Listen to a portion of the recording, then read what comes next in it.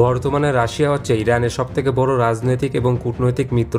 তাছাড়াও ইরান এবং রাশিয়া বিভিন্ন বিষয়ে একে অপরকে প্রচুর সাহায্য করে থাকে। অপরদিকে ইসরায়েলকে প্রথম দেশ হিসেবে স্বীকৃতি দেওয়া এবং এই পর্যন্ত সমর্থন করে আসা দেশটি হচ্ছে আমেরিকা। বলা হয়ে থাকে আমেরিকা যদি না থাকতো তাহলে ইসরায়েল কখনো মধ্যপ্রাচ্যে টিকে থাকতে পারতো না।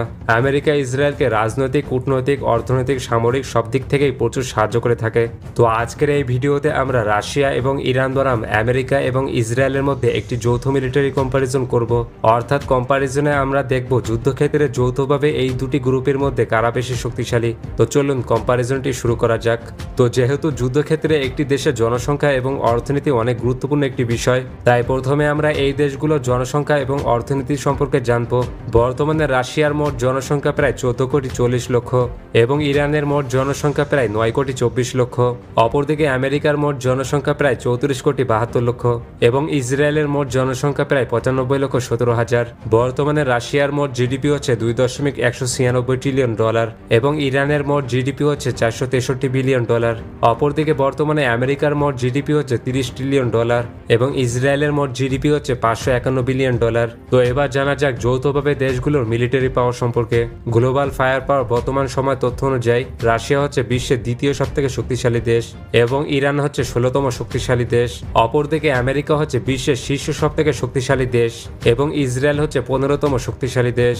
বর্তমানে রাশিয়া এবং ইরানের একত্রে মোট সামরিক বাজেট প্রায় $142 বিলিয়ন।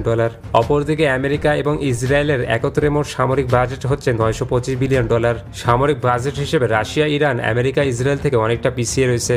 যদি সৈন্য সংখ্যা নিয়ে কথা বলি তাহলে বর্তমানে রাশিয়া এবং ইরানের একত্রে মোট অ্যাক্টিভ সৈন্য রয়েছে 19,30,000। অপরদিকে আমেরিকা এবং ইসরায়েলের একত্রে মোট অ্যাক্টিভ সৈন্য রয়েছে 15 লক্ষ। বর্তমানে রাশিয়া এবং ইরানের একত্রে রিজার্ভ সৈন্য রয়েছে 23,50,000। অপরদিকে আমেরিকা এবং ইসরায়েলের একত্রে মোট রিজার্ভ সৈন্য রয়েছে 12,65,000। বর্তমানে রাশিয়া এবং ইরানের একত্রে প্যারামিলিটারি সৈন্য রয়েছে 4,70,000। অপরদিকে আমেরিকা এবং ইসরায়েলের একত্রে প্যারামিলিটারি সৈন্য রয়েছে মাত্র 35,000। সৈন্য সংখ্যায় রাশিয়া এবং ইরান আমেরিকা, ইসরায়েল থেকে অনেকটা এগিয়ে রয়েছে। তো এবার যদি ল্যান্ড ফোর্স নিয়ে কথা বলি তাহলে বর্তমানে রাশিয়া এবং ইরানের একত্রে ট্যাঙ্ক রয়েছে মোট 7,463টি, আর্মোরেড ভেহিকলস রয়েছে 1,97,352টি, সেলফ আর্টিলারি রয়েছে মোট 5,560টি, টাউড আর্টিলারি রয়েছে মোট 10,575টি এবং রকেট প্রজেক্টরস রয়েছে মোট 4,522টি। অপরদিকে বর্তমানে আমেরিকা এবং ইসরায়েলের একত্রে ট্যাঙ্ক রয়েছে মোট 5,940টি, আর্মোরেড ভেহিকলস রয়েছে মোট 4,28,000টি, সেলফ আর্টিলারি রয়েছে মোট 1,023টি, টাউড আর্টিলারি রয়েছে মোট 1,383টি এবং রকেট প্রজেক্টরস রয়েছে মোট 824টি। সুতরাং দেখা যাচ্ছে ল্যান্ড ফোর্সে রাশিয়া এবং ইরান আমেরিকা, ইসরায়েল থেকে বেশ এগিয়ে রয়েছে। এরপর বিমান বাহিনী সম্পর্কে কথা বলা যাক। বর্তমানে বিমান বাহিনীতে রাশিয়া এবং ইরানের একত্রে মোট সৈন্য রয়েছে 2,07,000। অপরদিকে বিমান বাহিনীতে আমেরিকা এবং ইসরায়েলের একত্রে মোট সৈন্য রয়েছে 7,90,000। বর্তমানে রাশিয়া এবং ইরানের একত্রে সামরিক বিমান ও হেলিকপ্টার রয়েছে মোট 4,843টি, যার মধ্যে ফাইটার জেট রয়েছে মোট 1,021টি, অ্যাটাক টাইপ রয়েছে মোট 710টি, ট্রান্সপোর্ট রয়েছে মোট 543টি, ট্রেইনার রয়েছে মোট 714টি, স্পেশাল মিশন রয়েছে মোট 151টি, ট্যাঙ্কার ফিট রয়েছে মোট 25টি, হেলিকপ্টার রয়েছে মোট 1,779টি, যার মধ্যে অ্যাটাক হেলিকপ্টার রয়েছে মোট 570টি। রাশিয়ার সবথেকে শক্তিশালী বিমানটি হচ্ছে SU-57 এবং ইরানের সবথেকে শক্তিশালী বিমানটি হচ্ছে SU-35।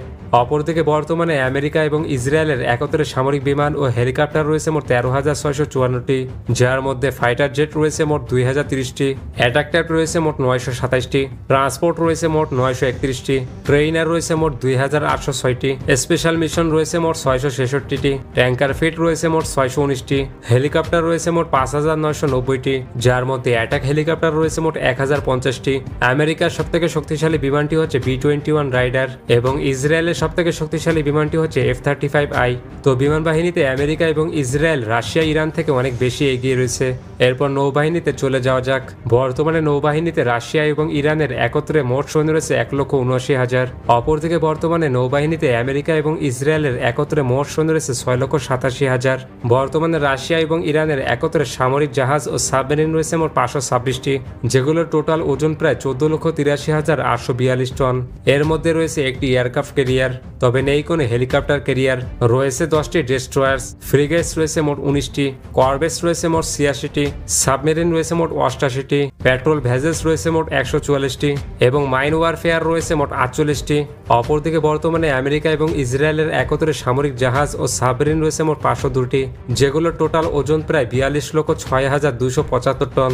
এর মধ্যে রয়েছে 11টি এয়ারক্রাফট ক্যারিয়ার, 9টি হেলিকপ্টার ক্যারিয়ার, রয়েছে 81টি ডেস্ট্রয়ার্স, তবে নেই কোনো ফ্রিগেটস। করভেটস রয়েছে মোট 33টি, সাবমেরিন রয়েছে মোট 75টি, পেট্রোল ভেসেলস রয়েছে 46টি এবং মাইন ওয়ারফেয়ার রয়েছে 8টি। তো কম্পারিজনে দেখা যাচ্ছে নৌবাহিনীতে আমেরিকা এবং ইসরায়েল ইরান রাশিয়া থেকে কিছুটা এগিয়ে রয়েছে।